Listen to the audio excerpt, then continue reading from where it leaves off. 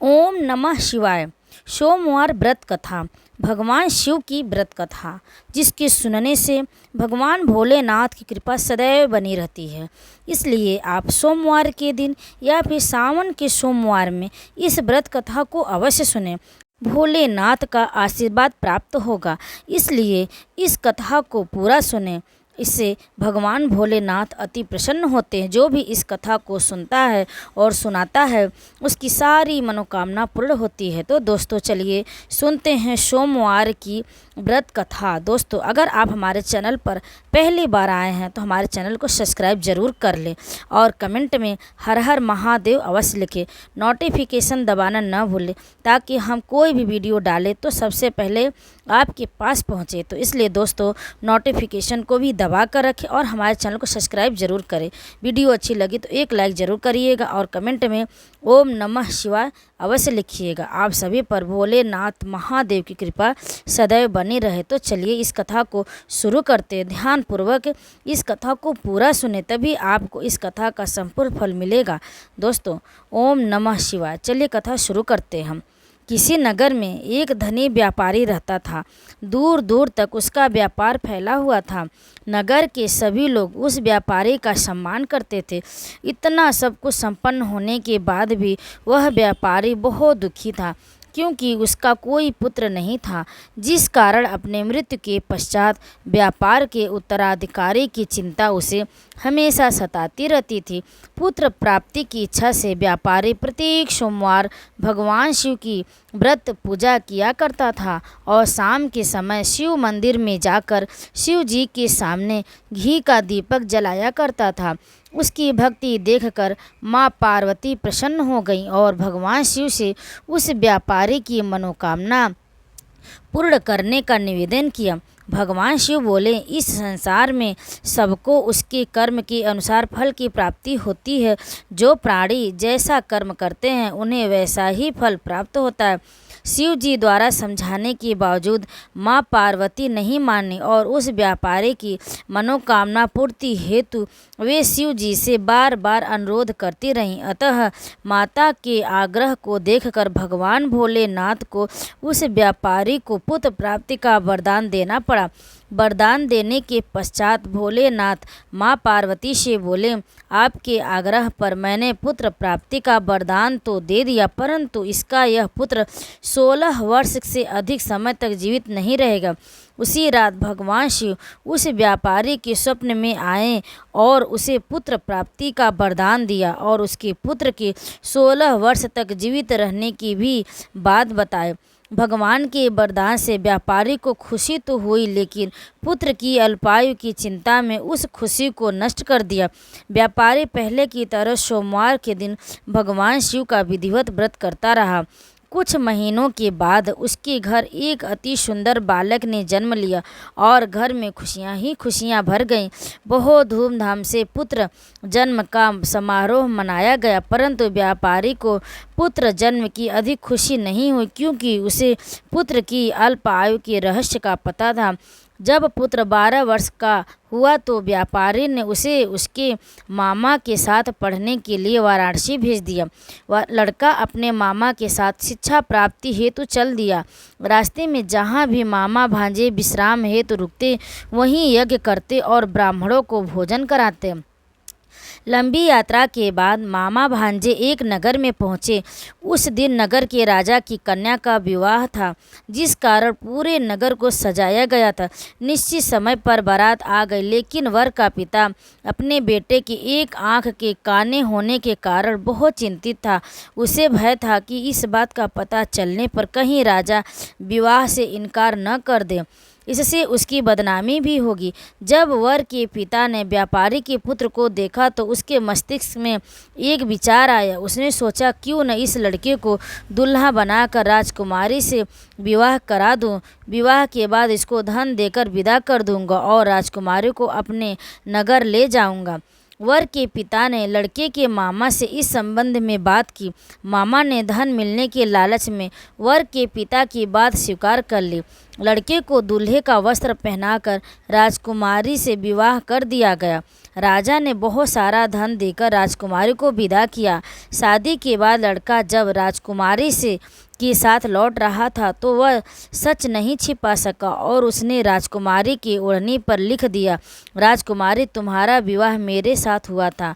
मैं तो वाराणसी पढ़ने के लिए जा रहा हूँ और अब तुझे जिस नवयुवक की पत्नी बनना पड़ेगा वह कान्हा है। जब राजकुमारी ने अपनी ओढ़नी पर लिखा हुआ पढ़ा तो उसके कान्हे लड़के के साथ जाने से इनकार कर दिया। राजा को जब ये सब बातें पता लगीं तो उसने राजकुमारी को महल में ही रख लिया। उधर लड़का अपने मामा के साथ वाराणसी पहुंच गया और गुरुकुल में पढ़ना शुरू कर दिया। जब उसकी आयु 16 वर्ष की हुई तो उसने यज्ञ किया। यज्ञ की समाप्ति पर ब्राह्मणों को भोजन कराया और खूब अन्न वस्त्र दान किए। रात को वह अपने शयन कक्ष में सो गया। शिव के वरदान के अनुसार शयनावस्था में ही उसके प्राण पखेरु उड़ गए। सूर्योदय पर मामा मृत भांजे को देखकर रोने पीटने लगा। आसपास के लोग भी एकत्र होकर दुख प्रकट करने लगे। लड़की के मामा के रोने बिलाप करने के स्वर समीप से गुजरते हुए भगवान शिव और माता पार्वती जी ने भी सुना।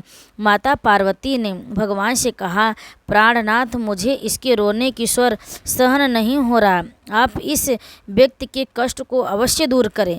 भगवान शिव ने माता पार्वती के साथ अदृश्य रूप में समीप जाकर देखा तो भोलेनाथ माता पार्वती से बोले, यह तो उसी व्यापारी का पुत्र है जिसे मैंने 16 वर्ष की आयु का वरदान दिया था। इसकी आयु पूरी हो गई है। माँ पार्वती ने फिर भगवान शिव से निवेदन कर उस बालक को जीवन देने का आग्रह किया।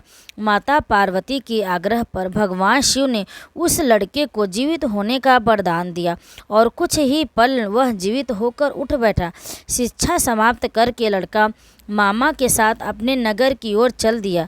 दोनों चलते हुए उसी नगर में पहुँचे जहाँ उसका विवाह हुआ था। उस नगर में भी यज्ञ का आयोजन किया। समीप से गुजरते हुए नगर के राजा ने यज्ञ का आयोजन देखा और उसने तुरंत ही लड़के और उसके मामा को पहचान लिया। यज्ञ के समाप्त होते ही राजा मामा और लड़के को महल में ले गया और कुछ दिन उन्हें महल में रखकर बहुत सा धन वस्त्र आदि देकर राजकुमारी के साथ विदा कर दिया। इधर भूखे प्यासे रहकर व्यापारी और उसकी पत्नी बेटे की प्रतीक्षा कर रहे थे। उन्होंने प्रतिज्ञा कर रखी थी कि यदि उन्हें अपने बेटे की मृत्यु का समाचार मिला तो दोनों अपने प्राण त्याग देंगे। परंतु जैसे ही उसने बेटे के जीवित वापस लौटने का समाचार सुना तो वह बहुत प्रसन्न हुए। वह अपनी पत्नी और मित्रों के साथ नगर के द्वार पहुंचा। अपने बेटे के विवाह का समाचार सुनकर पुत्रवधू राजकुमारी को देखकर उसकी खुशी का ठिकाना न रहा। उसी रात भगवान शिव ने व्यापारी के स्वप्न में आकर कहा, हे श्रेष्ठी, मैंने तेरे सोमवार के व्रत करने और व्रत कथा सुनने से प्रसन्न होकर तेरे पुत्र को लंबी आयु प्रदान की है। पुत्र की लंबी आयु जानकर व्यापारी बहुत प्रसन्न हुआ। शिव भक्त होने तथा सोमवार का व्रत रखने से व्यापारी की सभी मनोकामनाएं पूर्ण हुई।